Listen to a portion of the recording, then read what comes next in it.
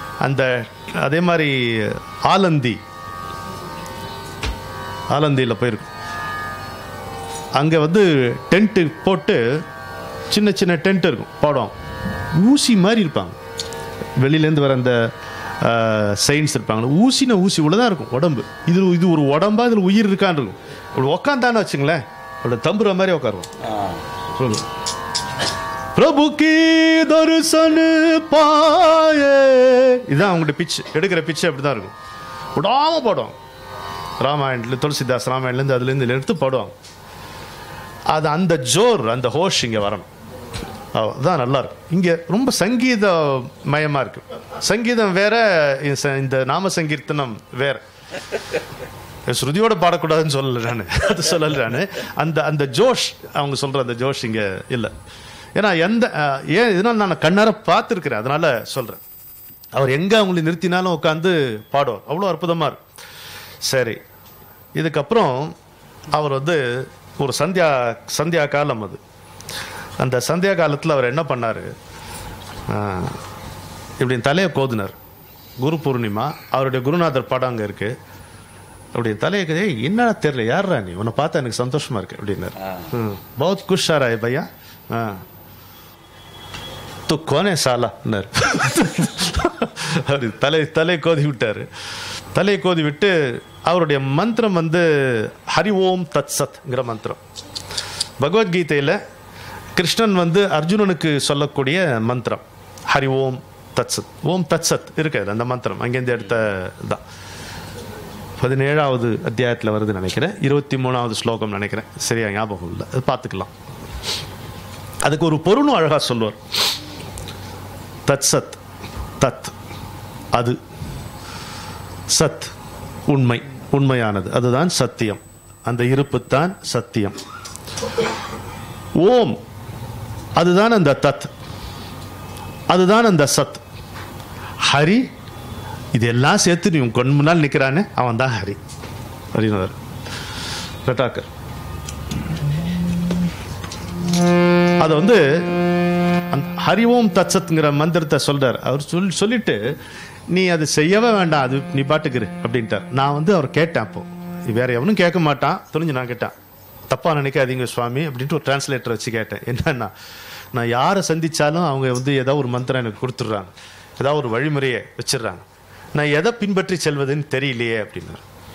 அவர் என்ன சர்மா ஒரு பதில் சொன்னார், நீ உனக்கு என்ன முடியுமோ அதை செஞ்சு பாரு, எது மிஞ்சுகிறதோ அது உனதுன்னாரு.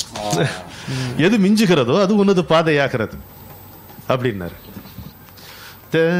रटाकर रटाकर तू हरिओम तत्सत, रटाकर तू हरिओम तत्सत, गीता का महामंत्र हरिओम तत्सत, गीता का महामंत्र हरिओम तत्सत, जीवन का जो सार हरिओम तत्सत, जीवन का जो सार हरिओम तत्सत, भक्तों का जो प्राण हरिओम तत्सत, भक्तों का जो प्राण हरिओम तत्सत, जपा कर तू हरिओम तत्सत, जपा कर तू हरिओम तत्सत, रटा कर तू हरिओम तत्सत, रटा कर तू हरिओम तत्सत, नाथों का जो नाथ हरिओम तत्सत, नाथों का जो नाथ हरिओम तत्सत, எனக்கெல்லாம் இறைவன் இந்த மந்திரம்ங்கிறார்.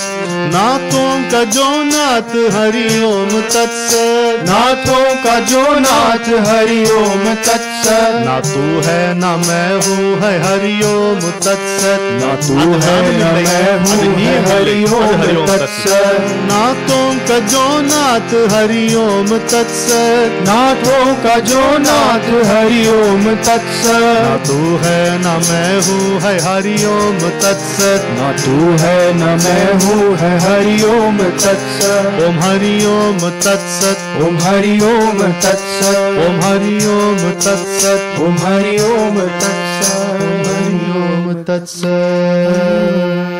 भक्तराज महाराज की जय। हरिओम तत्सत। नर्मदे हर हर हर। குஷி அப்படின்ட்டார். சந்தியா வந்தன அந்த சந்தியா காலத்தில் அப்படி ஒரு மந்திரத்தை கொடுக்குறார். அப்போ ஒரு 3000 பேர் கியூவில் வந்து அவர் அப்படி நமஸ்காரம் பண்ணிட்டு போயிட்டே இருக்கேன். இவர் பாட்டு பேசிக்கிட்டே இருக்கார், அள்ளி தெளிச்சுக்கிட்டே இருக்கார். எனக்கு அவர் அழுக, அவர் பாடுறாரு, எனக்கு ஒன்றும் புரியல, ஆனால் விடாமல் கண்ணீர் வந்துக்கிட்டே இருக்கு. அப்படி பேசிட்டு இருந்து என்னை பார்த்து நிறுத்த, அதை அழுதுட்டே இருந்தார். ருக்கோமத் ரோவோ, ருக்கோமத் ரோ அப்படின்னாரு, நிறுத்தாது அழு சொல்லிட்டு அதுக்கு விளக்கம் சொல்றாரு. இந்த அழுகையெல்லாம் வந்து தேவையில்லாத ஏக்கங்கள், அதனால் விளைந்த ஏமாற்றங்களால் வருகின்ற கண்ணீர், பரட்டம் வெளியேற்றார். அது வேண்டுமே இது வேண்டுமே என்கின்ற ஆசைகளால் விளைந்த கண்ணீர் வரட்டும், வெளியே வரட்டும். அதை இழந்தோமே இதை இழந்தோமே என்கின்ற ஆற்றாமையினால் வருகின்ற கண்ணீர் வரட்டும். அதை இழந்து விடுவோமோ, இது தொலைந்து விடுமோ என்கின்ற அச்சத்தால் வருகின்ற கண்ணீர் வரட்டும், நிறுத்தாது. பொருள்மயமான வாழ்க்கையில் இந்த புலன்களும் பொறிகளும் பொருள்களோடு பொருந்தி பொருந்தி அதனால் வெளிவருகின்ற கண்ணீர் வரட்டும். ஒரு நாள் உன்னுடைய மனதின் அடித்தளத்திலே ஒரு வெடிப்பு ஏற்படும். அங்கிருந்து கங்கை பொங்கும். அந்த கங்கை உன் கண் வழியாக இறங்கும். அந்த கண் வழியாக இறங்கும் பொழுது அது புனிதமாக இருக்கும், குளுமையாக இருக்கும். அப்படி ஒரு சொட்டு கண்ணீர் வரும் வரைக்கும் விடாமல் நீ அழு. ரமணா, இன்றைக்கு நீ ஆனந்தத்திற்காக அழுகிறாய், ஒரு நாள் ஆனந்தம் தாங்க முடியாமல் அழுவாய் அப்படிங்கிற எப்பேற்பட்ட ஒரு நான் இன்னைக்கு அப்படிதான் இருக்கு. என்னுடைய குருநாதரை அவர் மூலமா அடைந்தேன். கடைசியில் என் குருநாதரை அடைந்த போது அவர்கிட்ட இந்த வார்த்தையே சொன்னேன். அப்படியே weeping with tears of joy அப்படி இருக்கும்போது அவர் சொன்னேன். இப்படி பக்தராஜ் மகராஜ் சொன்னார் போது என் குருநாதர் தோலை பிடிச்சி உலுக்கினார். அந்த வாசகங்கள் இங்கே வேண்டாம், ரொம்ப பர்சனலாக போயிடும். அதான் ஆனந்தத்திற்காக இன்றைக்கு அழுகிறாய், ஒரு நாள் ஆனந்தம் தாங்க முடியாமல் அழுவாய் என்று சொன்னார். வேறுபட்ட ஒரு இது. அப்போ அன்னைக்கு 3000 பேர் வந்து நிற்கிறாங்கன்னு சொன்னேன்ல, வரிசையா வந்துட்டு பெரிய பெரிய பாத்திரங்கள் அவருக்கு என்னென்னமோ கொண்டு வந்து வைக்கிறாங்க. என்னென்னமோ முந்திரி பருப்புனா, கோவாவில் முந்திரி பருப்பு எப்படி இருக்கும், எனக்கு என்னடா இது ஒரு பெரிய பலகார கடையா இருக்கு, ஹல்திராம்ஸ் மெயின் ஆஃபீஸ் மாதிரி இருக்கு, வைக்கிறாங்க. அள்ளி அள்ளி கொடுத்துட்டு இருக்காருங்க. 2 கையால கொடுக்குறது, இந்த கை களைச்சு போகுது, இங்க வாங்கிக்கடா அப்படின்ட்டு இதில் கொடுக்குறாரு. வரிசையா வாங்கிட்டே போறான், பேசிட்டே இருக்காரு. ஒரு பிஸ்கெட்டு கொடுக்குறாரு. யாரோ வந்து கேட்டால் ஒரு பிஸ்கெட் கொடுக்குறோம். ஒருத்தன் வந்து பாபா பிஸ்கெட், நான் பட்டுன்னு விட்டார். அவனை என்ன ஏண்டா நின்று குழந்தை, நீ நான் குழந்தை கொடுக்குறதுன்னு வச்சிருக்கேன், ஏன்னு வந்து கை நடிப்பா அப்படின்னாரு. அப்புறம் ஏதோ ஒன்று கொடுத்தோம் சார், இன்னும் கொடுத்துட்டே இருந்து இப்படி பேசிட்டே இருக்க. நம்மகிட்ட ஏதோ ஹிந்தியில் சொல்கிறார், அவனுக்கு டிரான்ஸ்லேட் பண்ணி சொல்லுன்ற சொல்லிட்டு உணவு வந்தேன். டக்குன்னு கொடுக்க பண்ண நிறுத்திட்டாரு. டேய், நீ எனக்கு 2 ரூபா 30 பைசா பாக்கி, அது முதல்ல வெயி. அப்புறம் அவன் சிரிக்கிறான். ஒருத்தர் வந்து, பாபா ஒரு வீடு கட்டியிருக்கேன், என்னுடைய வீடு, நீங்கள் வரணும். எதுக்கு? அது அப்படி எப்படி நீங்கள் கேட்கலாம், அது உங்களுடைய வீடு. எறா ஸ்டாம்ப் பேப்பர் ஸ்டாம்ப். எதுக்கிட்ட அந்த வசனம் பேசுறீங்க? உங்களுடைய வீடு என்ன இந்த வசனம் எல்லாம்? நீ வரணும், ஆசீர்வாதம் பண்ணு, நான் காலை வைக்கணும், நீ எவ்வளோ அக்கிரமம் பண்ணாலும் உனக்கு பிஸ்னஸ் நல்லா நடக்கணும், இவ்வளோதானே விஷயம். இதில் உங்கள் வீடு என்ன? உங்கள் வீடு நேரம் நான் வந்து ரொம்ப அடக்கி ரொம்ப நாகரிகமாக உங்ககிட்ட பேசிட்டு இருக்கேன். இதுக்கு சுத்தமாக சம்மந்தமே இருக்காது. அவர் பேசுகிற பேச்சு கச்சாமச்சான் தான் இருக்கும். அப்படி போகிறார். அப்போது ராத்திரி வந்து நாம சங்கீர்த்தனம் அவர் வந்து பாடணுன்ட்டு பஜட். இப்போது விக்ரமத காட் அவர் தானே, அவர் கையில் எப்பவும் இந்த கஞ்சிரா இருக்கும். இந்த கஞ்சிரா வந்து எனக்கு அவர் கொடுத்தது. நீ வந்து பஜன் பாடுற, அதனால நீ இதை வச்சுக்கோ, என் பிரசாதம் மட்டும் கொடுத்தாரு. இவன் அற்புதமாக வாசிப்பான்றதுனால நான் இவனுக்கு இதை கொடுத்துட்டேன். இந்த கஞ்சிரா வந்து அது கையில் ஒரு பொம்மை மாதிரி இருக்கும். அப்படியே உட்காந்துருப்பார், பெரிய சரீரம், கால் மேலே ஒரு கால் மேலே இன்னொரு கால் குறுக்க போட்டு சேரில் உட்காருவார். இப்படின்னாருன்னா அது மூவாருது, இது மூவாருது, எப்படியோ புரியாது. கொஞ்சம் கூட அவருக்கு பிசகாது. யாராலும் அப்படி வாசிக்க முடியாது. மிகையா சொல்லலை, கொஞ்சம் அந்த சாயல் வந்து நான் இவன்கிட்ட பார்க்குறேன். இதை வாசிக்கும்போது, பஜனுக்கு வாசிக்கும்போது அந்த மாதிரி அவ்வளோ உருன்னு வாசிப்பார். அப்போது என்ன தபலா வாசிக்க சொன்னார். கொஞ்ச நாள் நான் தபலா வாசித்தேன் அவருக்கு. ரொம்ப அஞ்சையாக பார்ப்பார். அவங்க வந்து பாபா நிறுத்தக்கூடாது, நீங்கள் பாடுங்க அப்படின்னும் போது என்னை கூப்பிட்டாருங்க. நான் வந்து 12 மணிக்கு நிறுத்தலாமான்னு கேட்டபோது இல்லை இல்லை இன்னும் பாடுங்கன்னாரு. நான் அங்கே உட்காந்துருந்தேன். மைக்கு கேட்கலையா? இப்போ கேட்குதா? சரி. என்னை கிட்ட கூப்பிட்டார், இங்கே வா அப்படின்னு கூப்பிட்டு இந்த பைத்தியக்காரனுங்களை பாரு, நான் ஏதோ ஒரு டைம் ஆச்சு, இவங்க வீடு வாசல் இருக்கு போகட்டும் அப்படின்றதுக்காக நிறுத்துறேன்றேன். ஓஹா இப்போ பாருன்னாரு. அப்படி கால் மேலே கால் போட்டார். யூ ஒன்ட் பிலீவ், அடுத்த ஒரு 2 மணி நேரம் ஒரு பாட்டுக்கு இன்னொரு பாட்டு கேப்பே கிடையாது. ஆமாம், சாவட்ஸா போட்டு ஒன்றுமே இல்லை. அவர் அயராமல் இருக்கார். அவர் கொஞ்சம் கூட அவர் அயரவே இல்லை. நான் மறுநாள் அவரை கேட்டேன், உங்களால் எப்படி இது முடிஞ்சதுன்னு கேட்டேன். அப்போ ஒரு கதை சொன்னார் எனக்கு. அவர் ஒரு நிகழ்ச்சி அவர் சொன்னார். அனந்தானந்த சாயிஷ்னு அவருடைய குருவை பற்றி சொன்னேன் இல்லையா? கித்னா கட்டின் தா மேரா குருன்னு. குரு அவ்வளோ கடினமாக இருப்பார், ரொம்ப ஹார்ஷாக இருப்பார் அப்படின்ட்டு. எப்படி 22 மாதங்கள் தன்னுடைய குருவுக்கு சேவை செய்தார். அப்புறம் அவர் சமாதியில் போயிட்டார். அந்த குருக்கிட்ட சேவை செய்கிறது எப்படின்னா, அவர் முகத்தையே பார்த்தது கிடையாது, குருவுடைய பாதத்தை தான் பார்த்தபடி இருப்பார். அண்ட் காலில் இப்படி நிற்க மாட்டார். Will be standing on his dose literally. 2 கால்களையும் இப்படி உந்தி, பாதங்களையும் இப்படி உந்தித்தான் அவர் முன்னால் நிற்பார். நான் சொல்கிறேன், நான் தொடர்ந்து உங்களுக்கு அறிவுரை மாதிரி எதுவும் சொல்லலை. ஆனால் ஒரு மனிதர் எப்படி வாழ்ந்திருக்கிறார் தன்னுடைய குரு முன்னாலங்கிறத பாருங்க. குரு பக்தினா என்னங்கிறது எனக்கு கற்றுக் கொடுத்தவர் அவர் தான். இப்படி நிற்பார், இப்படியே தான் நின்றுப்பார், இப்படியே பார்த்துட்டுப்பார். அவருக்கு என்ன சேவை உண்டா செஞ்சு இப்படியே இருப்பார்.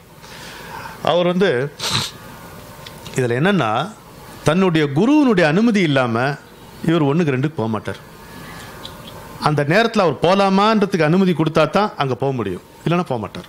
அது அவருடைய விரதம். ஒரு வாட்டி என்னாச்சு, 3 நாள் ஆச்சு. குருவிட்டேருந்து பெர்மிஷன் இல்லை. நம்மளாம் அப்படி இருக்க முடியுமா? கொஞ்சம் யோசிச்சுப்பார். அவர் அப்படியே இருக்கார். அப்புறம் ரொம்ப தாங்க முடியாத போனோடனே கூட இருக்கிற இன்னொருத்தனை கூப்பிட்டு அவர்கிட்ட போய் ஒரு வார்த்தை சொல்லு, முடியல எனக்கு அப்படின்னோடனே அவர்கிட்ட போய் சொல்லி, அவர் பார்த்துட்டாருன்னு. என்ன சொல்கிறான் அவன், இந்தா அப்படின்ட்டு ஒரு பெரிய குடத்தை கொடுத்து, நர்மதிலேருந்து தண்ணி எடுத்துன்னு வர சொல்லு. ராத்திரி 9 மணிக்கு என்னமோ நர்மதிலேருந்து தண்ணி கொண்டு வா அப்படின்ட்டு இவ்வளோ பெரிய குடத்தை கொடுத்துட்றாரு. அது ஒரு 1.5 மைல் 2 மைல் நடக்கணும். நம்ம அவனை என்ன செய்வோம், சௌரியமாக ஒரு வாட்ச் தரான்ட்டு குடத்தை ஓரமாக வச்சுட்டு நம்ம காரியத்தை முடிச்சுட்டு அப்புறம் அவர் அது பண்ண மாட்டார். பர்மிஷன் கொடுக்கல. இப்போ வேலை கொடுத்துருக்கார், குடத்தில் தண்ணி கொண்டு வரணும், அவ்வளோதான். அதை எடுத்துன்னு வர்றார். அங்கே போய் அவ்வளோ கஷ்டப்பட்டு தண்ணி எடுத்துன்னு வந்து இங்கே வச்சோன்னே வாடா அப்படின்னாரு. என்ன இன்னும் நான் உனக்கு பர்மிஷன் கொடுக்கலன்னா நீ போக மாட்டேன் அப்படியா? இல்லை அப்படித்தானே, வேற எப்படி வராதோ? இல்லை வராது அப்படின்றார். அவர் இப்படி இப்படி இப்படி தலையை பிடிச்சு இப்படி குனிய வச்சு ஓங்கி அரைஞ்சாராம் முதுகில். அன்னைக்கு அரைஞ்ச அரடா உக்காந்தன்னா 17 மணி நேரம் இந்த காலை பிரிக்காம பாடிட்டு இருக்கேன்றார். அதான் பக்தராஜ் மகராஜ்.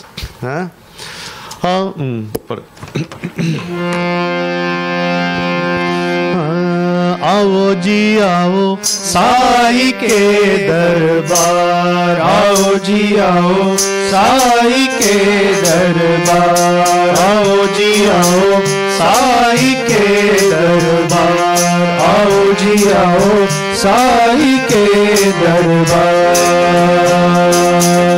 घाट में पैसा दान की गठरी, घाट में पैसा दान की गठरी, होवे न जो भी साथ,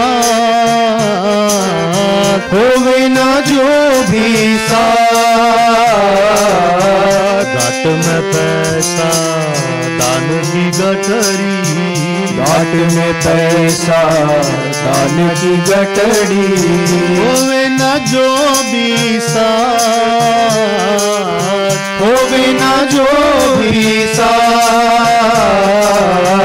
प्रेम का प्यासा है मेरा प्रभु, प्रेम का प्यासा है मेरा प्रभु, सो तो जी उनके हाथ। आओ जी आओ साई के दरबार, आओ जी आओ साई के दरबार, आओ जी आओ साई के दरबार। पत्नी बेटी बेटा बहू भी, पत्नी बेटी बेटा बहू भी, पत्नी बेटी बेटा பஹு எல்லாரும் மனைவி மகள் மகன்கள் மருமகள் எல்லாரையும் சேர்ந்து போய் வணங்குன்றார். पत्नी बेटी बेटा बहू भी, चरण पड़ो सब साथ, चरण पड़ो सब साथ, प्रभु चाहते हैं प्रेम भरा दिल, प्रभु चाहते हैं प्रेम भरा दिल। आओ जी अपने साथ, आओ जी आओ साई के दरबार, आओ जी आओ साई के दरबार, आओ जी आओ साई के दरबार।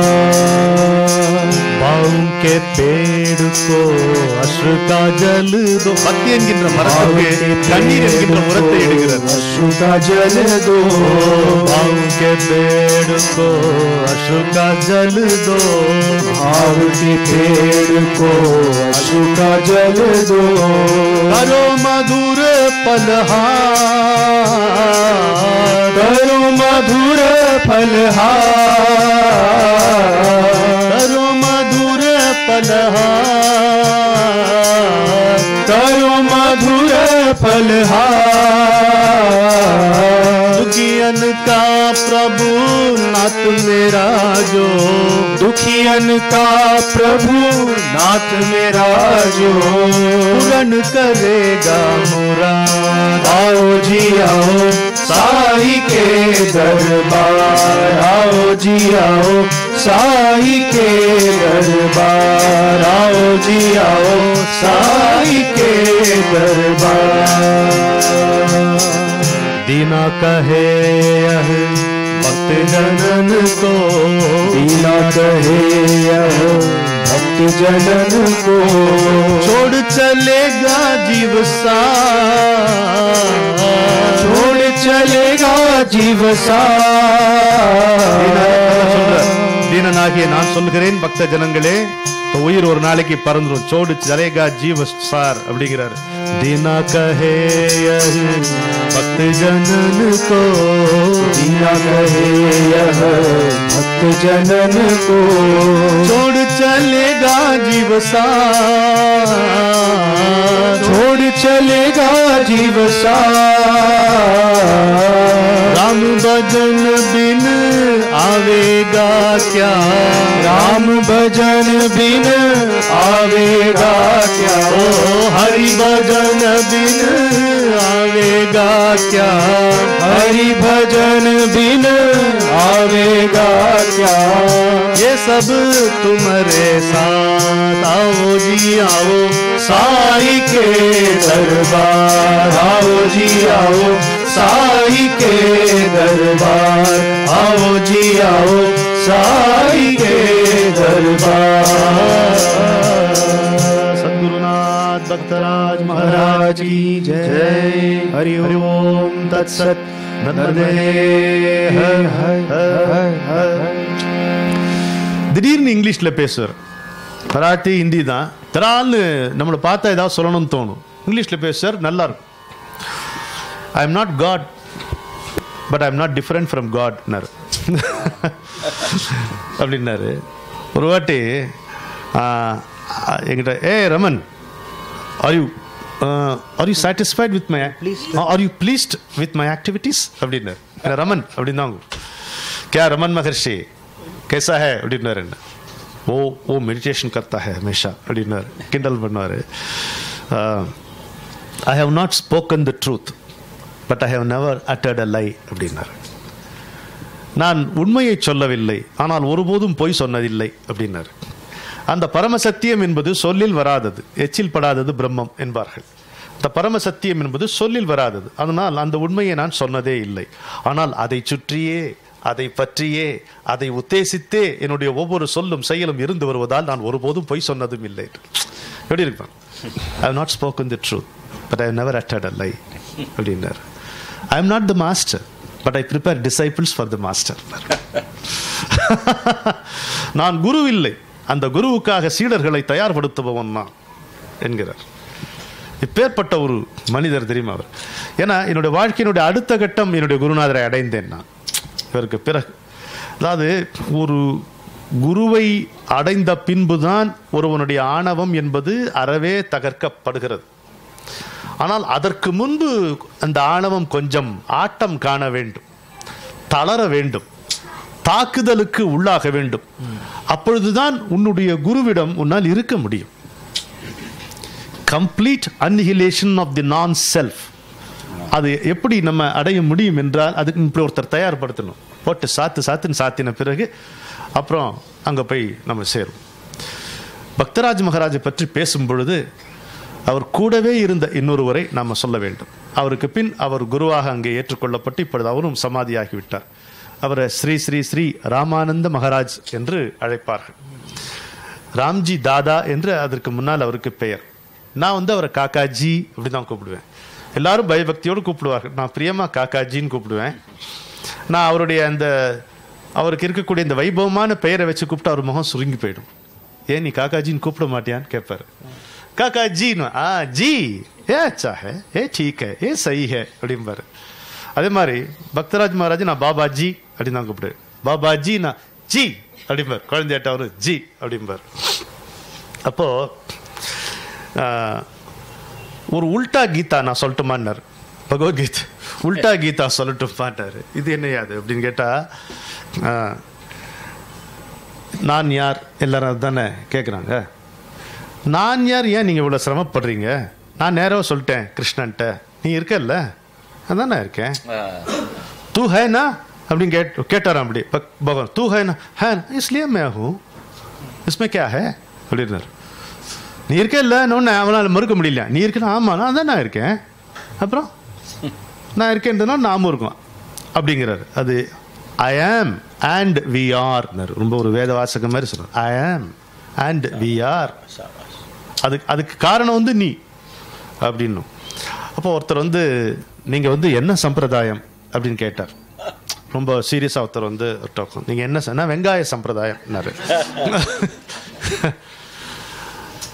அவருக்கு பப்பா ஹி வாஸ் அப்செட். என்னன்ட்டு யாரா புரியாமல் இருக்கான் அவன்.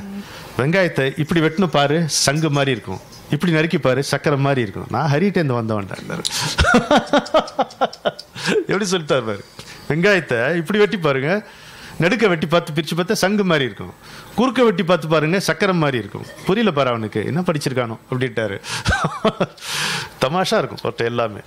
என்னை கூப்பிட்டு ஒன்று சொன்னார். தம்பி, இப்போ நான் உனக்கு ஒரு சொக்கா தரேன் வச்சுக்கோ, புதுசாக ஒரு சட்டை. என்ன பண்ணுவேன் நீ? போட்டுக்குவேன், உடனே போட்டுக்குவேன், அதோடு நிறுத்த மாட்டேன். நீ போட்டு இது இன்னொருத்தர் சட்டையை பார்ப்பேன். பார்த்துட்டு இது எனக்கு பாபா வாங்கி கொடுத்தார், இது எனக்கு பாபா வாங்கி கொடுத்தார். போகிற ஒரு வட்டெல்லாம் சொல்லுவியா மாட்டேன்? சொல்லுவேன். சந்தோஷம் சார். சொல்லுவேன். நான் இவ்வளோ பெருசாக ஒரு வயிறை கட்டி உனக்கு தரேன், சொல்லுவியா? உன் பொண்டாட்டிட்டு கூட சொல்ல மாட்டாடா நீ அப்படின்ட்டு. ஒரு குருவுடைய வார்த்தைங்கிறது அப்படின்னார். குருவனுடைய உபதேசங்கிறது அப்படி ஒரு போதும் அதை அப்படி கேஷுவலாக மற்ற பேர்கிட்ட சொல்லக்கூடிய விஷயம் இல்லை. அது பொத்தி பொத்தி வச்சுக்கணும். அப்போ தான் உனக்கு அது புரியும். அப்போ தான் புரியும். அது புரியும் போது உனக்கு கிடைக்கிற வெளிச்சம்தான் உன்னை ஞானத்தில் கொண்டு விடும். உன்னுடைய அறிவு வச்சு அது செய்ய முடியாது. குரு வாச்சகம் உனக்கு புரியணும். வாச்சகம் அப்படின்னா பாலா உபதேசம் என்று பொருள். திரு வாச்சகம் அப்படின்னா உபதேசம்னு பொருள். சிவனுடைய உபதேசமே அது. அவரே கையெழுத்து போட்டிருக்கிறார். மாதிரி அந்த வாசகத்தினுடைய வெளிச்சத்தில் நம்ம நடந்து போய்தான் நம்முடைய அந்த வாசல் திறக்கும். வேற நமக்கு வெளிச்சம் நம்ம அறிவை கொண்டு வெளிச்சமா இருட்ட ஜோடனையா காட்டி விட்டுரும் நம்ம அறிவு. பக்தராஜ் மகாராஜுடைய சீடர்களை, அவருடைய பக்தர்களை நான் பார்த்தபோது நான் புரிந்து கொண்டது இதுதான். அவருடைய ஒரே பர்பஸ், அந்த குரூப்ல இருக்கிறவங்களுக்கு பக்தி மட்டும்தான் அவங்களுக்கு புரியும், வேறு எதுவும் அவங்களுக்கு புரியாது. அங்க போய் நீ சித்தாந்தம், தத்துவம், வேதாந்தம் இப்படி பேசுவதால் எந்த பயனும் கிடையாது. அதனால ஒரு பக்கம் அவங்களுக்கு பக்திக்கு இந்த சங்கீர்த்தனத்தை கொடுத்து அவங்கள வளர்த்துக்கிட்டே இருந்து, இன்னொரு பக்கம் அவங்களுக்கு இந்த ஈகோ பேஷிங் விடாமல் அவங்க ஆணவத்தை தகர்த்தபடியே அவர் இருந்தார். அதான் அவர் செய்தது. என்ன கேட்டிங்கன்னா, நமக்கு தேவையானது அதுதான். நம்ம அதை ஒத்துக்கலை என்ன நமக்கு தேவையானதும் அதுவாக தான் இருக்குது இல்லையா? இப்போது அவருடைய ஹிந்தி பாடல்கள் எவ்வளோ இருக்குது, மராட்டி பாடல்கள் இருக்குது. ஒரு முறை நீங்கள் ஒரு பாட்டாவது அவருடைய மராட்டி பாட்டு நீங்கள் கேட்கணும் அப்படின்னு என்னுடைய ஆசை. விக்ரம் பாடுறேன் அந்த பாட்டு. அப்படி நீ ஒரு நாமாவளி பாடு. அவருக்கு ரொம்ப பிடிக்கும். இந்த 2 பசங்களும் பாடினது அவருக்கு அவ்வளோ பிடிச்சது. இதுக்கப்புறம் இன்னொரு நிகழ்ச்சி சொல்கிறேன். அப்புறம் நம்ம ஒரு 8:10 நிறைவு செய்துக்கலாம். 8:05 8:10.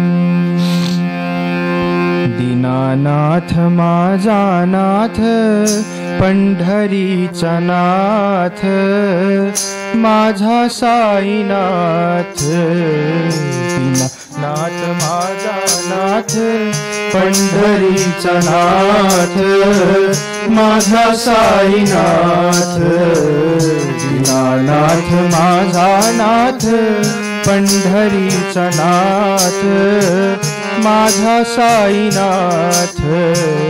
दीनानाथ माझा नाथ पंढरीचा नाथ माझा साईनाथ. वाळवंटी मेळ बरवी मेळ बरवी वाळवंटी मेळ बरवी मेळ बरवी वाळवंटी मेळ बरवी मेळ बरवी वाळवंटी मेळ बरवी मेळ भरवी.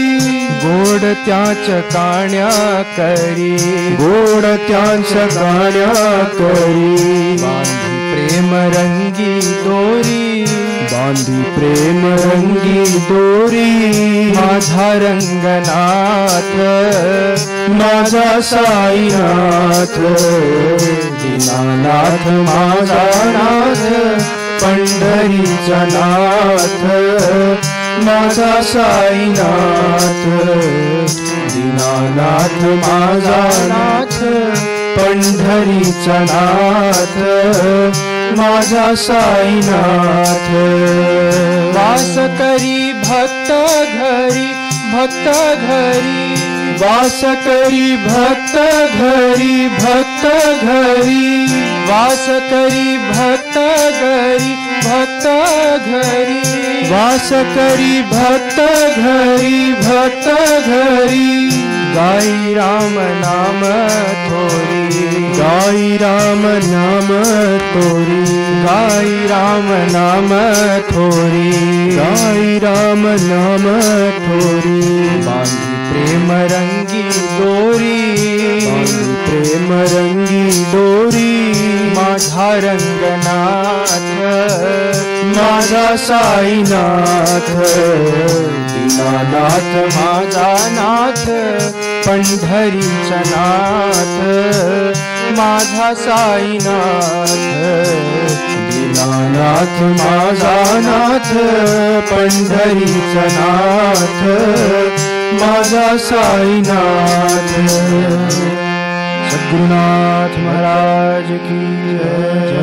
चित चोरा यशोधा के बाद नवनीत चोर गोपाल. चित चोरा यशोदा के बाद नवनीत चोर गोपाल. चित चोरा यशोदा के बाद नवनीत चोर गोपाल. चित चोरा यशोदा के बाद नवनीत चोर गोपाल.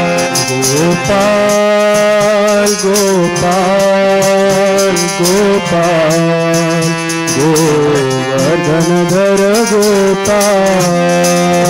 गोपाल गोपाल गोपाल गोवर्धनधर गोपाल.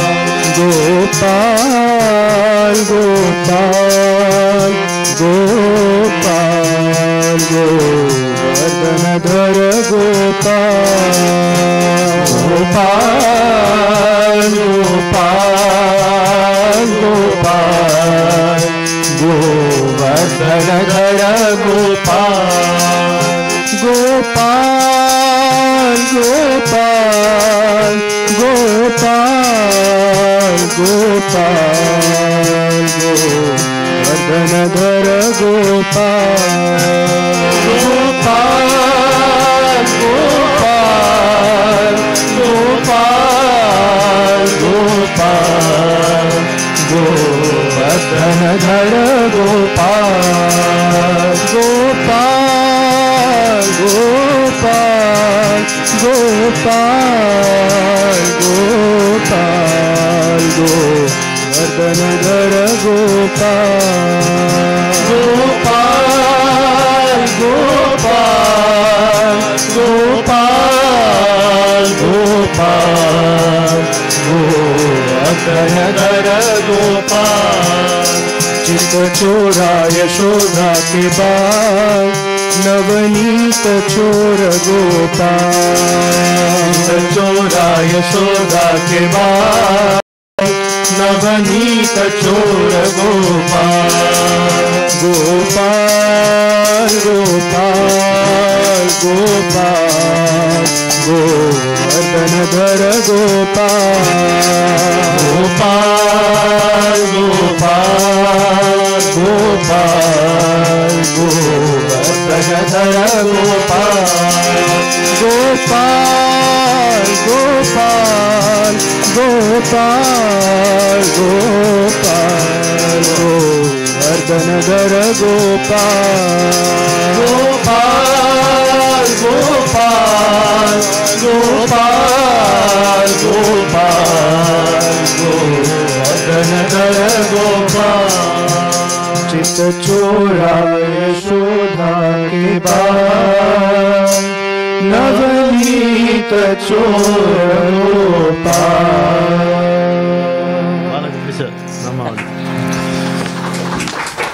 பக்தராஜ் மகாராஜ இவ்வளோ கேட்டோம். பிரபாத் குமாருக்கு அவரை தன்னுடைய வீட்டுக்கு கூட்டிட்டு வரேன்ட்டு ஆசை. விசாகப்பட்டினத்தில் ஃபோன் பண்றார். பாபா நீங்க வந்து விசாகப்பட்டினத்துக்கு. நான் எங்கடா வருது போறேன், இது ட்ரெயின்ல யார் ஏறி இல்லை நான் ஃப்ளைட்ல கூட்டு வந்துடுறேன் உங்களை, நீங்க வாங்க. நான் தனியாக வர முடியாது, கூட கொஞ்சம் பேர் வருவாங்க. ஒரு 5-6 பத்தாது, ஒரு 20 பேர் வருவோம். முடியுமா? வேற என்ன கொண்டு முடியுன்ட்டாரு. யாரெல்லாம் கூப்பிட்டு வந்தாரு? ஃபோன் வச்சுடே ஓ பர்பாதி குமார் பிரபாத் குமாரா அது எனக்கு தெரியல. பர்பாதி குமார் போலாரே பையா, நீ வந்து ஃப்ளைட்ல போயிருக்கியா? இல்லை பாபா நீ வா. சரி ஏன்டா அந்த மாமா ஒருத்தர் இருப்பான் அவன் இங்கே கூப்பிடுவனே இப்படி கேட்டார். நீ ஃப்ளைட்ல போயிருக்கேன், கிராமத்தையே தாண்டினவங்களே, வாடா நீ வா. இப்படி ஒரு 10-15 பேரை செலக்ட் பண்ணி மொத்தத்துக்கு ஒரு up and down flight ticket வந்து இறங்கினாங்க. 120 பீஸ் லக்கேஜ் அவரது மட்டும். அதில் 118 வந்து சாப்பாடு ஐட்டம். இவரை டப்பா இதை பட்சணம் வச்சிருப்பார். இதை அங்கே வை, இதை எங்கே வை. ரொம்ப பணத்தை வந்து கொடுப்பாங்க இல்லையா, அதை திவான்களே சைன் தள்ளி விட்டுருவார், அவ்வளோதான். அது எடுத்துப்போம். இந்த பட்சணம் எல்லாம் கரெக்டாக இருக்கும். அது இடம் மாதிரி தொலைச்சிட்டார். கச்சாமச்சான்னு கெட்ட வார்த்தை திட்டுடுவார். அது மாதிரி இருக்கும். தீவிர சுபாவம், ரொம்ப பெக்யூலியர் சுபாவம். வந்தார். அவர் வரத்துக்குள்ள எனக்கு ஒரு சின்ன நிகழ்ச்சி நடந்தது. எனக்கு தமிழே சுமாராக தான் தெரியும், அது உங்களுக்கு நல்லாவே தெரியும். ஹிந்தியில பாட்டு எழுத ஆரம்பிச்சேன். அவருடைய டச் பாபா மாதிரி ஒரு பொய்யா இருக்கே. அவர் கோவாவில் அந்த குரு பூர்ணிமால சந்திச்சு அதற்கு பிறகு எனக்கு வந்து ஹிந்தியில சில பாடல்கள் எழுத வந்தது. ஒரு நாள் காலையில் ஒரு 4 மணிக்கு ஒரு சொப்பனத்தில் கரெக்டாக நெத்தியில் அப்படி தோன்றார். அவர் தோன்றி எழுந்துரு என்றார். ரமன் உட்டோ ஹரிநாம் ஸ்மரன் கரோ அப்படின்ற கஞ்சியை வச்சு தட்டுறார். அப்போ பாட்டு பாடுற. இப்போ இவர் வந்த பொழுது பிரபாத் குமார் வீட்டுக்கு பின்பக்கம் ஞாபகம் இருக்கா, அங்கே நானும் தங்கியிருக்கேன். அங்கே போனால் அவர் கூட நான் இருந்துருவேன், அவ்வளோதான். அவருக்கு என்ன உபச்சாரமோ அந்த உபச்சாரம் நமக்கும் அது கரெக்டாக பார்த்துக்குவார். ரொம்ப கரெக்டாக கத்தி மாதிரி கண் அது பார்த்துக்கிட்டே இருப்பார். யாராவது ஒருத்தனுக்கு வந்து கொஞ்சம் அப்படி இப்படி கம்மியாக ட்ரீட் பண்ணுறாங்கன்னா என்ன அவனை கூட்டி இங்கே உட்காந்து வச்சுருவார். அப்போ அவர் எதிராக கரெக்டாக கவனிக்கணும் இல்லை, அது மாதிரி ரொம்ப ஷார்ப். அண்ட் அது ஒரு சட்டிலாக இருக்காது, நேராக திட்டிடுவார். அதனால எல்லாரும் பயந்தே இருப்பாங்க. அப்போது அவர் வீட்டு பின்பக்கம் ஒரு அருமையான லான் இருக்கு, அங்கே பஜன். நான் என்னுடைய பாட்டு பாடலாமான்னு கேட்டேன். ஆஹா பாடுதார். அது ஒரு பறக்க முடியாத அனுபவம். அதெல்லாம் ரெக்கார்ட் ஆச்சான்னு இல்லையான்னு தெரியல. அருதடுக்குங்க. அவருடைய மந்திரம் ஹரி ஓம் தத் சத். அதை வச்சு ஒரு பாட்டு, இது என்னுடைய பாட்டு, அவர் எதிர இதை சமர்ப்பித்தேன். அவர் பண்ணின ஆசீர்வாதங்கள், அவர் சொன்ன கொடுத்த புகழாரங்கள், இதெல்லாம் சொல்கிறதே வந்து கூச்சமாக இருக்கும். பாட்டு மட்டும் பாடுறேன். हर धड़कन में हरिओम तत्सत, हर कण कण में हरिओम तत्सत, हर धड़कन में हरिओम तत्सत, हर कण कण में हरिओम तत्सत, संकट संतोष शांति सब में हरिओम तत्सत ओम, हरिओम तत्सत ओम, हरिओम तत्सत ओम, हरिओम तत्सत ओम। हर धड़कन में हरिओम तत्सत, हर कण कण में हरिओम तत्सत, संकट संतोष शांति सब में हरिओम तत्सत ओम, हरिओम तत्सत ओम, हरिओम तत्सत ओम, हरिओम तत्सत ओम। सब में हरि ओम तत्सत है, हरि ओम तत्सत में सब है। सब में हरिओम तत्सत है, हरिओम तत्सत में सब है। आकाश सब में जीवित है, सब में आकाश जीवन है। आकाश सब में जीवित है, सब में आकाश जीवन है। इसलिए तू नहीं मैं नहीं, इसलिए तू नहीं मैं नहीं, अंदर बाहर कोई नहीं। इसलिए तू नहीं मैं नहीं, अंदर बाहर कोई नहीं। रहता है वो रक्षक नाम, कोई करे ना इसका दाम। रहता है वो रक्षक नाम, कोई करे ना इसका नाम। हर धड़कन में हरिओम तत्सत, हर कण कण में हरिओम तत्सत, संकट संतोष शांति सब में हरिओम तत्सत ओम, हरिओम तत्सत ओम, हरिओम तत्सत ओम, हरिओम तत्सत ओम। अंतर्यामी एक है, सर्व अंतर्यामी एक ही है। अंतर्यामी एक है, सर्व अंतर्यामी एक ही है। एक से एक जो मिलेगा फिर भी एक ही रहेगा। एक से एक जो मिलेगा फिर भी एक ही रहेगा।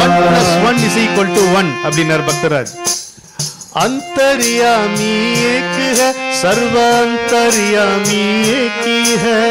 अंतर्यामी एक है, सर्व अंतर्यामी एक ही है। एक से एक जो मिलेगा फिर भी एक ही रहेगा। एक से एक जो मिलेगा फिर भी एक ही रहेगा। यही पूज्य की बात, यही दिन और रात है, यही पूज्य की बात है। यही दिन और रात है, यही पूज्य की बात है। मंत्र का मंत्र तो श्वास है, श्वास का श्वास तो मौन है। मंत्र का मंत्र तो श्वास है, श्वास का श्वास जो मौन है। हर धड़कन में हरिओम तत्सत, हर कण कण में हरिओम तत्सत, हर धड़कन में हरिओम तत्सत, हर कण कण में हरिओम तत्सत, संकट संतोष शांति सब में हरिओम तत्सत ओम, हरिओम तत्सत ओम, हरिओम तत्सत ओम, हरिओम तत्सत ओम। அவ்வளவு சந்தோஷப்பட்டார் இந்த பாட்டை கேட்டு. நான் இங்கே உட்காந்து பாடிட்டு இருக்கேன், கொஞ்சம் தள்ளி இருக்கேன். அவர் கழுத்துலேருந்து ஒரு மாலை எடுத்து அப்படி வீசினார். அப்படி அழகாக வந்து சினிமா மாதிரி விழுந்தது, கழுத்தில் வந்து விழுந்தது. 2 பேர் மேலே அப்புறம் சுற்றி போட்டார். முதல்ல தூக்கி போட்டு என் மேலே வந்து, அதுக்கப்புறம் 2 பேருக்கு சேர்த்து அதை போட்டு ஒரு ஃபோட்டோ எடுத்துக்கிட்டாங்க. அது ஃபோட்டோ ஆப். இப்போ அடுத்த நிகழ்ச்சி ஒன்று பார்க்கலாம். திடீர்னு ஒரு நாளைக்கு எனக்கு ஃபோன் பண்ணி, ரமன் தூ பத்ரி ஆவோ, பத்ரிநாத் போகிறாராம், அனுக்கோ லேக்கே ஆவோ. சரி, உங்கள் அம்மாவை கூட்டின்னு வான்னார். கரெக்டாக சொன்னார். எங்கள் அப்பா எங்கேயும் கிளம்ப மாட்டார் தெரியும் அவருக்கு. உங்கள் அம்மாவை கூட்டிகிட்டு வான்னார். சரி, அப்போது வான்னா சரி, பத்ரிநாத் வரைக்கும் 3 பேருக்கு டிக்கெட்டு போட்டு வரத்துக்கு நமக்கு எங்கே போனோம் அப்படின்னா, அது அவர் யூகிச்சுக்கிறார். அந்த பிரபாத் குமார் இருக்கான்ல, அவன் பங்களா வித்து டிக்கெட் வாங்கிட்டு வா. ஓ சாலைக்கு பங்களா பேஜ் தோ அப்படின்னு போனோம். மே மாதம் ஒரு வீட்டுக்கு போனோம். அங்கே அஞ்சனி குமார்னு ஒருத்தர் இருக்கார், அவர் வீட்டுக்கு வந்துருங்கன்னு போனோம். 47 டிகிரி வெயில், ஒரு ஷாமியானா போட்டிருக்காங்க, அதில் எல்லாரும் தங்கிக்கலாம். 47 டிகிரி வெயிலில் ஒரு ஷாமியானால எல்லாரும் தங்கிக்கலாம் அப்படின்றது. எங்கள் அம்மாவும் வந்து தங்கிட்டா வேலை. ஏன்னா கொஞ்சம் பேரை கூட்டின்னு போகலாம் ஒரு பஸ்ஸில் அப்படின்னாங்க. ஒரு பஸ்ஸு, 2 பஸ்ஸு, 3 பஸ்ஸு, 93 பேர் ஆச்சு. ப்ளஸ் இவருக்கு ஒரு கார். என்ன அரேஞ்ச்மெண்ட்டுன்னு கேட்குறாரு. இன்னும் தெரியல, எவ்வளோ 93 பேரை கூட்டின்னு போனால் எங்கே போய் தங்குறது, என்ன சமாச்சாரம் அப்படின்னு பார்த்தா, ரிஷிகேஷ் வரைக்கும் கூட்டிகிட்டு போயிடு, அப்புறம் நான் பார்த்துக்கிறேன் அப்படின்ட்டார். ரிஷிகேஷ் வரைக்கும் நீ கூட்டுப்போ, அதுக்கப்புறம் என்னுடைய ஏற்பாடு அப்படின்ட்டார். அப்புறம் ரொம்ப குஷி, இவ்வளோலாம் ஏற்பாடு பண்ணியிருக்காரு நமக்கு அப்படின்ட்டு எல்லாரும் போனோம். ரிஷிகேஷ் வரைக்கும் போயிட்டோம். ஹரித்வாரில் இறங்கின உடனே நின்று 1 ரூபா கொடுத்து இங்கே பாத்ரூம், 1 ரூபா கொடுத்து டாய்லெட், இவர் உட்காந்து நின்று சொல்லிட்டு இருக்காருல்ல, போ எல்லாம் முடிச்சுட்டு வாங்க, கொள்ளிங்க வாங்கணும். ரிஷிகேஷ் போயிட்டோம். ரிஷிகேஷ் போய் ஒரு இடத்துல வந்துட்டோமா, ரிஷிகேஷ் ரைட், சரி பாபா இங்கே எங்கே ஏற்பாடு பார்க்கணும், இனிமே தான் பார்க்கணும் அப்படின்னாரு. ஆடி போயிட்டாங்க. 3 பேர், 93 பேர். என்ன எங்கேயும் பார்க்கலண்ணா. சாலா கே சமஜ் ஆயே, பிக்னிக் ஹே, பிக்னிக் நே யாத்ரா ஹேன்னாரு. பார்க்கலாம்டா மெல்ல அப்படின்னு. உடனே கொஞ்சம் படம் இருக்கிறவங்க இருப்பாங்க இல்லையா, வசதி இருக்கணும். அந்த ஹோட்டலில், இந்த ஹோட்டலில் நீ போய் தங்கிக்க, நான் தங்க மாட்டேன், யாத்திரைக்கு போனால் நான் ஏதாவது ஒரு ஆசிரமில் தான் தங்குவேன் அப்படின்னாரு. எங்கேயோ போகிறோம், இவ்வளோ தூரம் வந்துட்டோமா, அவ்வளோ படி இறங்குறது. விட்டல ஆசிரமம்னு ஒரு ஆசிரம், அங்கே போய் தங்க போனால் ஏதோ ஒரு ரூம் கொடுக்குறேன்ட்டாங்க. அவ்வளோ பேர், 93 பேரையும் கூட்டின்னு போய் என்ன சாப்பாட்டுக்கு ஏற்பாடு, சமையல் பண்ணுங்க அப்படின்ட்டாரு. சமையல் பண்ணுங்கன்ட்டார்ப்பா, அவ்வளோதான். அங்கே அவங்க ஒன்றும் அவங்க கேட்க மாட்டாங்க, ஜோலியே கிடையாது. அடுப்பு கிடுப்பை மூட்டி சாப்பிட்றதுக்கு என்ன காய், ஒன்றும் இல்லை. கையில் பலாமரம் இருந்தது, அந்த பலாக்கொட்டையை பறினார். சின்னதாக பல காய் இருக்குமா, அதை பறித்து, கத்தி இல்லை கல்லில் அதை குத்தி அதில் சமையல். கடைசி ஆள் சாப்பிட்ட பிறகு தான் அவர் சாப்பிட்டார். வெயிட் பண்ணுவார். ஜாலியாக உட்காந்துட்டு இருந்தார், கதை அழுந்துட்டு இருப்பார். சமைச்சாச்சா, சமைக்கணும், சாப்பிடணும், அப்படிதான் யாத்திரைங்கிறது போகணும் அப்படின்னாரு. பிற்பாடு எங்கள் குருநாதர் கூட நான் யாத்திரை போகும்போது இதே பத்ரி கேதார் யாத்திரை பண்ண, இவர் கேதார் கூட்டு போகல, பத்ரி தான் போனார். அவர் போகும்போது ஒரு வாழைப்பழம், ஒரு டம்ளர் தண்ணி போதுன்ற மனப்பான்மை உள்ள என் கூட வாங்கினார். மீதி பேர் யாத்திரைக்கு வரத்துக்கு தகுதி இல்லைன்னார். அந்த ட்ரைனிங் எங்களுக்கு இவர் கொடுத்தார். சரி, ரிஷிகேஷ்லேருந்து அப்புறம் மேலே போகணும். இந்த 3வது பஸ்ஸுங்கிறது அது பாதி பஸ்ஸு தான். அதாவது ஸ்டேரிங் பாதி தான் திரும்புது. ஏதோ ஒரு ஸ்கூல் பஸ்ஸு அது ஏற்றின்னு வந்துட்டான்.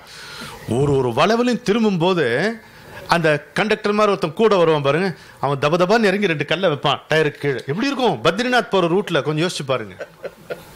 இவ்வளோ கீழே அலக்குனந்தா வான்னு கூப்பிடுற மாதிரி இருக்கும். 3000 அடி 4000 அடி கீழே, அது 10,000 அடி பத்ரி, 10,000 அடி வரைக்கும்.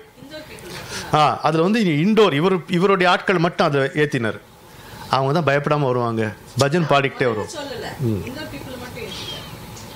ஸோ அதில் அப்படி போகணும். நிறுத்தி ஒவ்வொரு இடமா சாப்பிட்டு ஒரு இடத்துல முழுக்கவே நின்றுடும். ரொம்ப நேரம் ஆகும் திரும்ப கிளம்புறதுக்கு. இவங்க அப்படியே டக்குனு பாலா மாதிரி ஹார்மோனி எடுப்பாங்க, 2 பேர் தபலா எடுத்துனா ஒரு மரத்தில் உட்காந்து பஜன் பாடிட்டே இருப்பாங்க. பஸ் ரெடியானு திரும்ப ஏறிக்க வேண்டியது தான். இவ்வளோதான், யாரும் எந்த பதட்டமே கிடையாது. இதை நான் எந்த படித்தவர்களிடமும் பார்த்தது கிடையாது. நான் மீண்டும் சொல்லுகிறேன், இந்த நாட்டில் இன்றைக்கும் பண்பாடு, பொறுமை, விருந்தோம்பல் போன்ற அறங்கள் எல்லாம் காப்பாற்றப்படுகின்றன என்றால் ஒருபோதும் அது படித்தவர்களால் அல்ல, பாமரர்களால் தான். அவர்களுடைய பக்தி தான் இந்த நாட்டை காப்பாற்றுகிறது. அதை ஒருபோதும் மறந்து போயிடாது. ஊரை சுற்றி பார்த்தா தான் உங்களுக்கு உண்மை தெரியும். மேடையில் நின்று பிரசங்கம் பண்ணுறவங்க, பெரிய பெரிய புத்தகங்கள் எழுதுறவங்க, இவங்களால் எல்லாரும் மரியாதைக்குரியவர்கள். ஆனால் இந்த பண்பாடு காப்பாற்றப்படுவது என்பது பாமரர்களால் தான் என்பது என்னை புரிந்து கொள்ள வைத்தவர் ஒன்று பக்தராஜ் மகராஜ், இன்னொன்று குருஜி. அங்கே போனோம், பத்ரிக்கு போயிட்டோம். ஏதோ ஒரு கோயில், சின்ன கோயில், அங்கே தான் தங்குவேன்னு பிடிவாதம். பிரபாத் குமார் நல்ல ஹோட்டல் இருக்கு, இங்கே தங்கிக்கலாம். டே, உன் 5 ஸ்டாரில் நீ என்ன ஜெயிலில் போடுற மாதிரி போட பார்க்குறியா, இது 7 ஸ்டாரில் இங்கே தங்கி பாருன்னார். அவரால் முடியாது. ஒரு சின்ன விட்டலன் சந்நிதி, அது இந்த கூட தான் இருக்கும். இந்த ரூமில் ஒரு 70 பேர் படுத்துட்டு இருந்தோம். அவரும் அதில் தான் இருந்தார். ஒரே ஒரு வித்தியாசம், ஒரு கைத்து கட்டில். அவரால் கீழே படுக்க முடியாது, வயசானவர், ஒரு கைத்து கட்டில், அவ்வளோதான். அவர் படுத்துட்டு இருந்தார். அம்மா முதல்ல அங்கே அவங்க கூட அமிச்சா, அம்மா நான் அங்கே எல்லாம் இருக்க மாட்டேன், நீங்கள் பரவாயில்ல இப்போ கஷ்டமான்னு கேட்டேன். இல்லை பரவாயில்ல, நான் இங்கே உங்கள் கூட இருக்கேன். அம்மா அங்கே வந்து படுத்துட்டா. ஒரு லேடிஸுக்கு தனியாக ஒரு இடம், நான் நமக்கு ஒரு தனியாக ஒரு இடம், அந்த மாதிரி ஒரே ஒரு பாத்ரூம். நான் வந்து ஒரு அந்த பாத்ரூம் ஸ்லிப்பரை போட்டுன்னு பத்ரிக்கு போயிட்டேன்.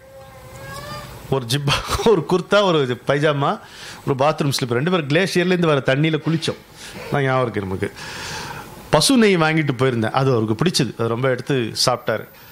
எல்லாரும் இந்த செருப்பு போட்டு போயிடுவாங்க, தமாஷா இருக்கும். ஆனால் அதில் ஒரு சமையல், இருட்டு, அதில் ஒரு சமையல். ஒரு நாள் கூப்பிட்டு எங்கள் அம்மாவை சமைக்க சொன்னார். அங்கே இருட்டுன இருட்டு, சுத்தமான இருட்டு, மின்சாரமே இல்லை அந்த இடத்துல. ஆமாம், அங்கே வந்து இந்த வானொலியை வந்து கெரசின் ஊற்றிட்டாங்க வானொலியில். அது அது மாதிரிலாம் ஆச்சு. அப்புறம் அதில் அம்மா சாம்பார் பண்ணி, அதை வெண்டைக்காய் வேகவே மாட்டேங்குது அங்கே, எவ்வளோ கஷ்டம். பொறுமையாக இருப்பார். அப்புறம் போகிற வழியில் உனக்கு ஏதாவது வேணுமான்னு கேட்டார் என்ன, எனக்கு ஸ்வீட் வேணும்னு. அவங்கெல்லாம் ஒருத்தர் மூஞ்சி பார்த்துக்கிறாங்க, ஏன்னா அந்த ஸ்வீட் எதுவுமே எடுக்கக்கூடாதான் அங்கே. அவருக்கு பத்திரியில் அவருக்கு நிவேத்தியம் பண்ணுற வரைக்கும் எதுவும் எடுக்கக்கூடாதுன்ட்டு. இவங்க என்ன, இல்லை ரமணன் கேட்டான் நம்ம கொடுக்கணுன்ட்டு, ஏதோ ஒரு விதி விலக்கு வச்சு ஒரு வெள்ளத்தில் ஒரு ஸ்வீட் இருந்தது, அதை இறக்கி எனக்கு கொடுத்தாரு. நீங்கள் என்ன ஞாபகம். பத்ரிக்கு போனோமா, அவர் மேலே அவரால் ஏற முடியல, அந்த படியில் ஏற முடியல, அவருடைய தளர்ச்சி. அவர் தூக்கிட்டு போகிறேன் நாங்கள் பட்டுன்னு விட்டார். ஏண்டா அவன் சன்னிதியில் என்ன தூக்கிட்டு போவியா நீ அப்படின்ட்டு. நான் இங்கேருந்து பார்த்துக்கிறேன், பார்த்தது போதும் அப்படின்ட்டு வச்சார்.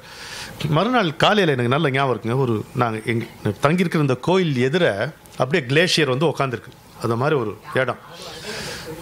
குளிர், ஒரு 4-5 மணி இருக்குன்னு நினைக்கிறேன். அவர் அப்படி கட்டிலேருந்து எழுந்துக்கிறார், நானும் அப்படி எழுந்துக்கிறேன். என்னை பார்த்தாருங்க. உடனே அவரை இப்போ கைத்தாங்கள பிடிச்சி கொஞ்சம் கஷ்டப்பட்டு தூக்கினேன் அவரை. ஏன்டா இவ்வளோ மொரட்டுத்தனமாக தூக்குற, மென்மையாக தூக்க தெரியாது அவனுக்கு என்னாரு. நம்ம அவருக்கு தோதா இருக்குன்னு நினச்சிட்டு இழுத்துடுறோம், அது பொருள் அல்ல, உயிர்ங்கிறத ஞாபகம் இருக்கணும் நமக்கு. ஆமாம், பொருள் மாதிரி தூக்கக்கூடாது. அது ஏன் அவ்வளோ மொரட்டுத்தனமாக தூக்குற அப்படின்னாரு. அப்புறம் வந்தார், எல்லாம் முடிச்சுட்டு வெளியே வாடினார்.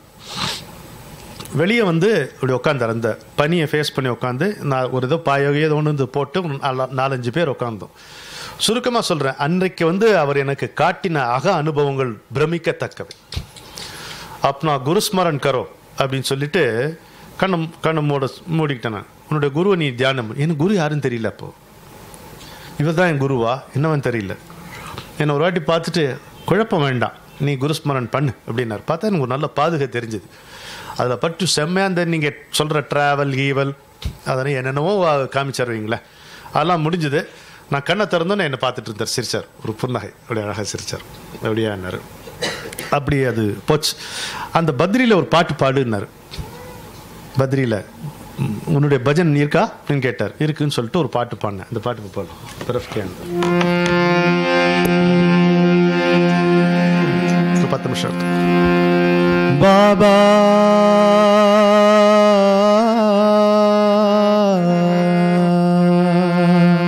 பாபா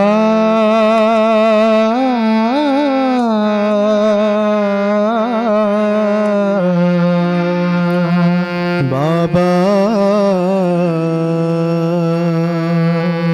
பாபா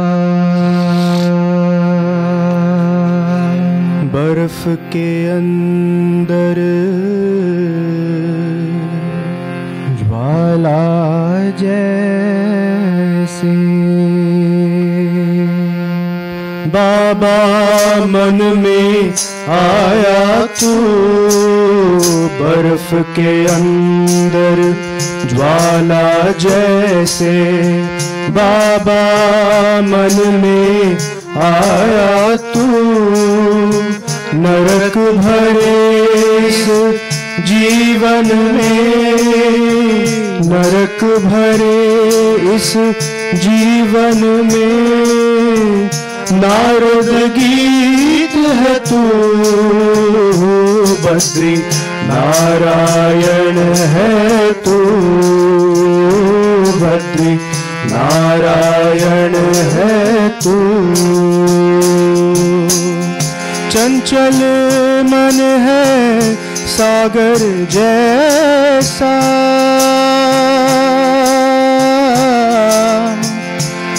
सागर जैसा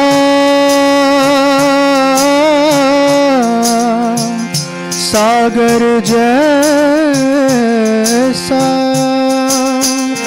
चंचल मन है सागर जैसा चेहरा तेरा इसमें सूरज वैसा चेहरा तेरा इसमें सूरज वैसा रात बिना शुभ दिन यहाँ कैसा रात बिना शुभ दिन यहाँ कैसा नर नारायण का साथ है वैसा नर नारायण का साथ है वैसा बर्फ के अंदर ज्वाला जैसे बाबा मन में आया तू नरक भरे इस जीवन में नरक भरे इस जीवन में नारद गीत है तू बद्री नारायण है तू बद्री नारायण है तू पेड़ के नीचे बैठा मुसाफिर பயணி களைப்போடு மரத்தின் அடியில் அமர்ந்திருக்கிறான் मुसाफिर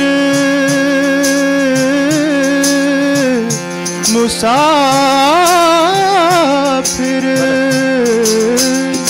पेड़ के नीचे बैठा मुसाफिर पेड़ के नीचे बैठा मुसाफिर ढूंढते ढूंढते मन हुआ पतझड़ ढूंढते ढूंढते मन हुआ पतझड़ उस दिन आया प्रभु तेरी छाया उस दिन आया प्रभु तेरी छाया तब से जीव के तू है साया तब से जीव के तू है साया बर्फ के अंदर ज्वाला जैसे बाबा मन में आया तू नरक भरे इस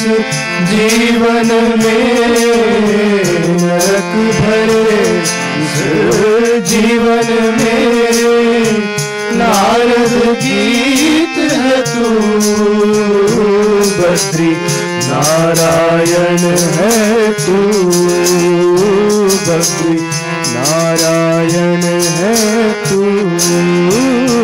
बद्री नारायण है तू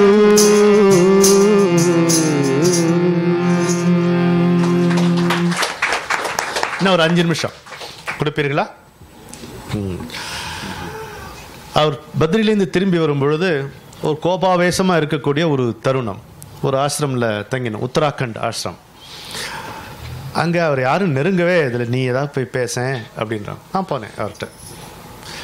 என்னை திட்டினதே கிடையாது. அவர் எல்லாரும் திட்டிகிட்டே இருப்பார், ரொம்ப கெட்ட வார்த்தைகள் பேசுவார்.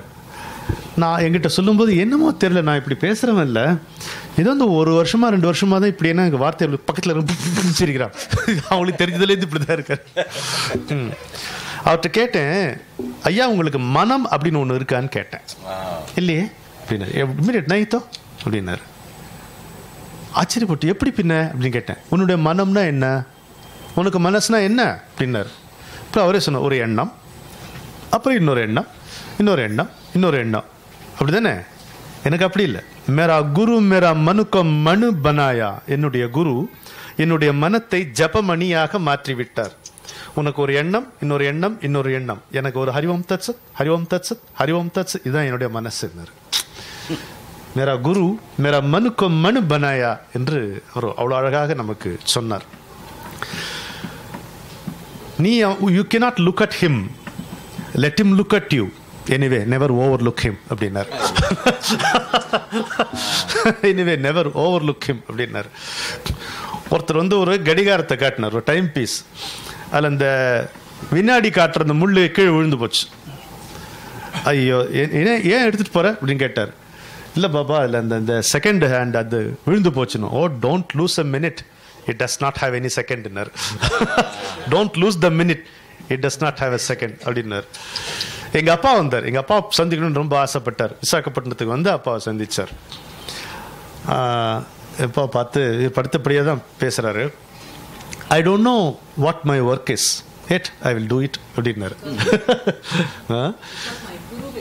Because my guru is there, I will do it அப்படின்னார். आपके बेटा मेरा ऊपर कितना प्यार करता है அப்படின்னார். உங்கள் பையன் என் மேலே எவ்வளோ அன்பு தெரியும், मेरे को भी ऐसा है, எனக்கும் அப்படி தான் அவன் மேலே அப்படின்னார். அவர் கொடுத்த ஆசீர்வாதங்கள் பாப்பா எவ்வளோ இருக்குது கதை. உண்மையிலே நான் இப்போ சிந்திச்சு பார்க்கும் பொழுது இது 1.5 மணி நேரத்தில் பேசவே முடியாது. ஒரு துளி கூட அவரை பற்றி காட்ட முடியாது. ஆனால் அவரோட நாங்கள் மொத்தமாக இருந்தது வந்து 7 நாட்கள் தான். உங்கள் குருவை பற்றி நீங்கள் சொல்லுங்களேன்னு கேட்டேன். பத்ரிநாத்தில் தான் கேட்டேன். அதுக்கு அவர் சொன்னார், அப்படி இல்லைப்பா, என்னுடைய நடத்தை என்னுடைய குருவை உனக்கு காட்ட வேண்டும்னார். ஒரு சீடனுடைய நடத்தை அவனுடைய குருவை மற்றவர்களுக்கு பிரகடனப்படுத்த வேண்டும், அப்படி இருக்கணும். அப்படி இருந்தாலும் நீ கேட்டதால் சொல்கிறேன் என்று அவர் சொன்ன கதையைத்தான் நான் உங்களுக்கு சொன்னேன்.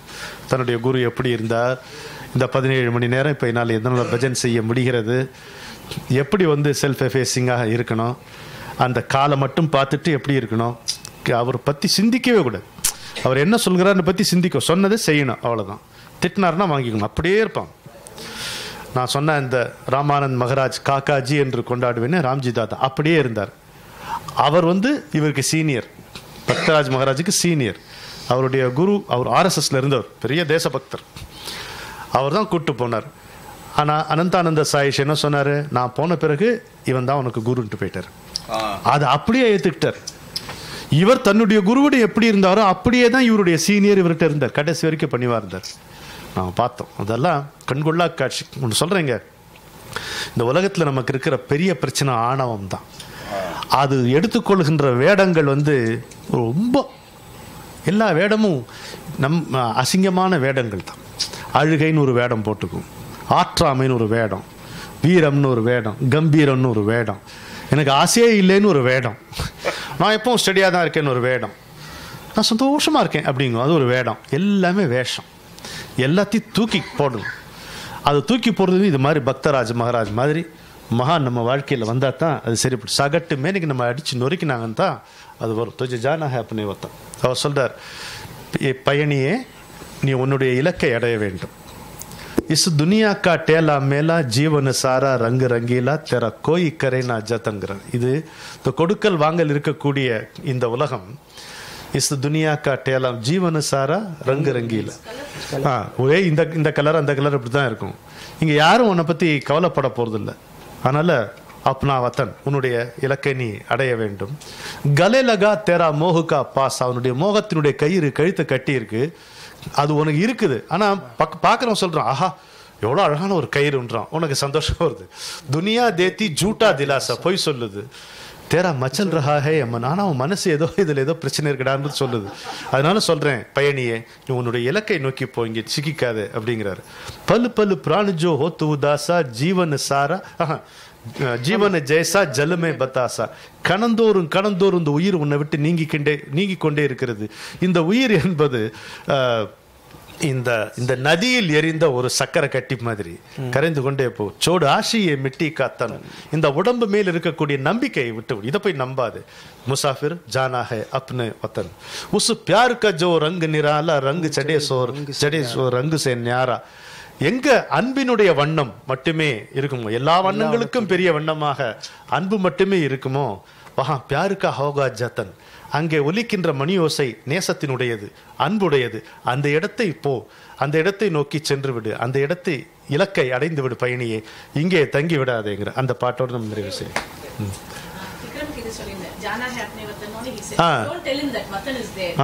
அன்னுட்டா சொல்றார், உடைய இலக்கு அங்கன்னு காட்டாது இங்கேன்னு காட்டுனார்.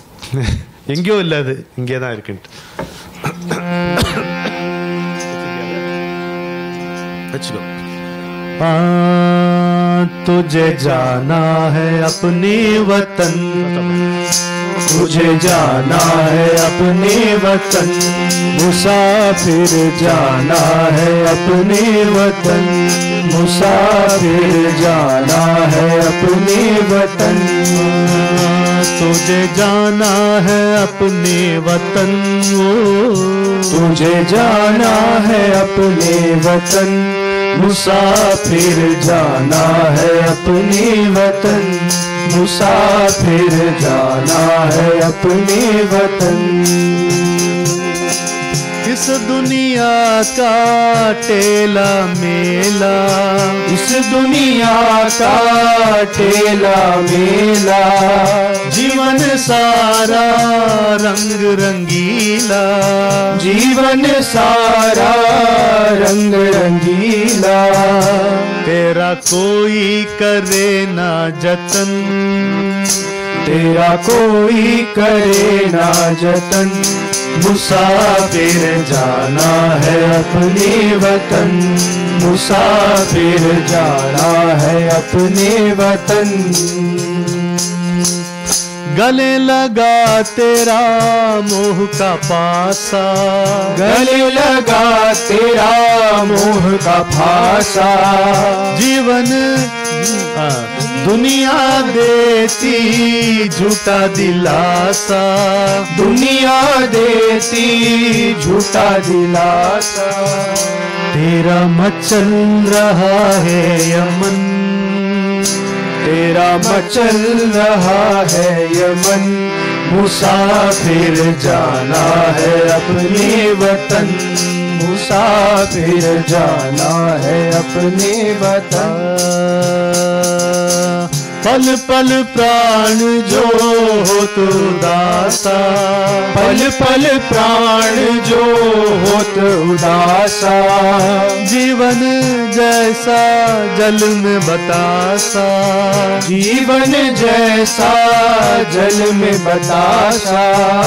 छोड़ आस ये मिट्टी का तन, छोड़ आस ये मिट्टी का तन, मुसाफिर जाना है अपने वतन, मुसाफिर जाना है अपने वतन। उस प्यार का जो रंग निराला, उस प्यार का जो रंग निराला, रंग चढ़े जो रंग से न्यारा, रंग चढ़े जो रंग से न्यारा।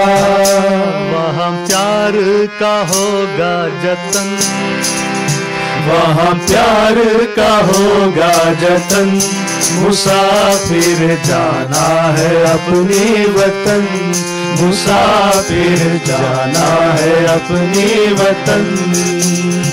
तुझे जाना है अपने वतन, तुझे जाना है अपने वतन, मुसाफिर जाना है अपने वतन, मुसाफिर जाना है अपने वतन। सद्गुरुनाथ भक्तराज महाराज की जय। हरिओम तत्सत। नर्मदे हर हर हर। விசாகப்பட்டினத்திற்கு வந்து பீமிலிப்பட்டினத்திற்கு வந்து என்னுடைய குருநாதரையும் பக்தராஜ் மகராஜ் சந்தித்தார். ரொம்ப அழகான இனிமையான எளிமையான சந்திப்பாக அது இருந்தது. அதற்கு பிறகு பல காலம் பக்தராஜ் மகராஜ் அவர்கள் வாழவில்லை. 1995ஆம் ஆண்டு மறைந்தார். அவர் சற்று தளர்ந்திருக்கும் பொழுது எங்களுடைய குருநாதர் எங்களை கூப்பிட்டு சொன்னார், யார் அவரை பார்க்க வேண்டும் என்று நினைக்கிறீர்களோ இப்பொழுதே சென்று பார்த்து விடுங்கள் என்றும் அவர் குறிப்பு விட்டார். கோமாவில் சென்ற பிறகு ஹரிஓம் தத் சத்துன்னு அவருடைய சரீரத்திலிருந்து ஒரு ஒலி வெளிப்பட்டு சமாதியில் கலந்தார். அப்பேற்பட்ட ஒரு மகானை பற்றி பேசுகின்ற வாய்ப்பளித்த என்னுடைய முரளி நண்பர் உடன்பிறவா சகோதரர் முரளிக்கும் பாரதிய வித்யா பவனுக்கும் உங்களுக்கும், ஏன்னா இது முழுக்க முழுக்க ஹிந்தியில் மராட்டியில் இருக்கக்கூடிய ஒரு நிகழ்ச்சி, ஆனால் உங்களை நம்பித்தான் நான் அழைத்தேன். கட்டாயம் இதை நீங்கள் கேட்பீர்கள் என்று முழுக்க முழுக்க நம்பினேன். அதை நீங்கள் வந்து உறுதி செய்தீர்கள்.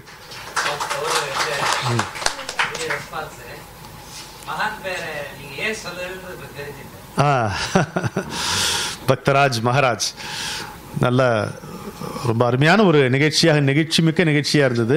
ஆனால் இதில் பேசும்போது அவன் 1.5 மணி நேரங்கிறது ஒன்றுமே கிடையாது, சொல்லவே முடியாது. அந்த பாட்டை பற்றியும் அந்த இன்னும் எவ்வளோ நிகழ்ச்சிகளை பற்றி சொல்கிறதுக்கு வாய்ப்பே இல்லாமல் இருக்குது. ஆனால் பக்தராஜ மகாராஜை பற்றி சொல்லும் பொழுது அவருடைய பாடல்கள், அவர் மீது எழுதப்பட்ட பாடல்கள், இது இல்லாமல் பேசக்கூடாது. ஏன்னா அவருக்கு சொன்னார், அரே மேரப்பா சித்தாந்த் வேதாந்த் கோய் நஹி, பஜன் அவர் போஜன் அப்படின்னு. ரெண்டே தான் அவுட், பஜன் அவர் போஜன் அப்படிம்பார். சாப்பிட்டு முடிச்சிருக்கிறேன் நான், ரமன் கோ புல்லா அவனு கூப்பிடுறா அவனை அப்படின்னாரு. ஒரு பிளேட்ல வச்சு சாப்பிடுனாரு. இப்பதானே சாப்பிட்டு அரசாலா கே ஒரு கச்சம் திட்டினார் அவர். அப்புறம் மல்ல சாப்பிடு, இவ்வளோ கூப்பிட்டு வந்து ஸ்வீட்டு கொடு அவனுக்கு என்னாரு. ஸ்வீட் தினம் ஸ்வீட் சாப்பிடுனார். எனக்கு ரொம்ப பிடிச்சது அவர். தினம் ஸ்வீட் சாப்பிடுனாரு. பியார்சே கிலோ அன்பா சாப்பாடு போட்டு சாப்பிடுவான். அப்படி இப்போ தேவையே இல்லாமல் சாம்பார் சாதம் போடாது, காரமாக போடாது, தயிர் சாதம் போடு, ஸ்வீட்டை கொடு அப்படின்லாம் சொல்லி இது பண்ணார். அவர் வரும்பொழுது அனுதான் வந்து அவருக்கு டிரான்ஸ்லேட்டர். அரே வேர்ட் பை வேர்ட் டிரான்ஸ்லேட் கர்த்தி ஹே, இன்டரப்டர் அப்படின்னு இவங்க கலாட்டா பண்ணுவாங்க. இன்டர்பிரேட்டர் ரொம்ப அழகாக வந்து ஓ பாபா போல்தே ஹே அப்படின்னு சொல்லிட்டு அனு அதை வந்து மழையில அங்கே தெலுங்கில், ஹிந்தி, இங்கிலீஷில் அதை மொழிபெயர்த்து சொல்ல நாங்கள்லாம் கேட்டுட்ருப்போம். எத்தனையோ நிகழ்ச்சிகள் இருக்கின்றன. நான் வந்து மனசார உங்களுக்கு நன்றி சொல்லுகிறேன். உண்மையில் நான் உங்கள் மேலே வைத்த நம்பிக்கையால் தான் இவரை பற்றி நான் பேச எடுத்துக்கிட்டேன். அப்புறம் நம்ம தமிழ்நாட்டில் வாழ்ந்த மகான்களை பேசும்பொழுது வேற பாணியில் நம்ம பேசலாம், வரலாறுலாம் சொல்லலாம். உங்களுக்கு அறவே தெரியாத ஒருவரை பற்றி, அதுவும் ஹிந்தி மராத்தியமாக இருக்கிற பற்றி எப்படி பேசுறது, அதுவும் பாடாமல் எப்படி அவரை பற்றி பேசுறது நல்லா இருக்காது அப்படின்ட்டு 2 கரங்களால் உங்களை மனமாற கும்பிடுகிறேன். அருமையா இருந்தது. ஏன்னா என்னுடைய ஹிந்தி பாடல்களையும் உங்களுக்கு பாடி காண்பிக்க எனக்கு ஒரு வாய்ப்பு கிடைச்சது. சிம்பிள் ரமணி வேறு பக்கம் முடியாது. அதுக்கு பாலா வந்து எவ்வளோ ஒரு நட்பு இருந்தா, ஒரு நேசம் இருந்தா அவர் இந்த வேலையை விட்டு அங்கேருந்து இங்கே வருவார். மீண்டும் மீண்டும் சந்திப்போம். different rules. ஆமாம். Thank you sir. தேங்க்யூ.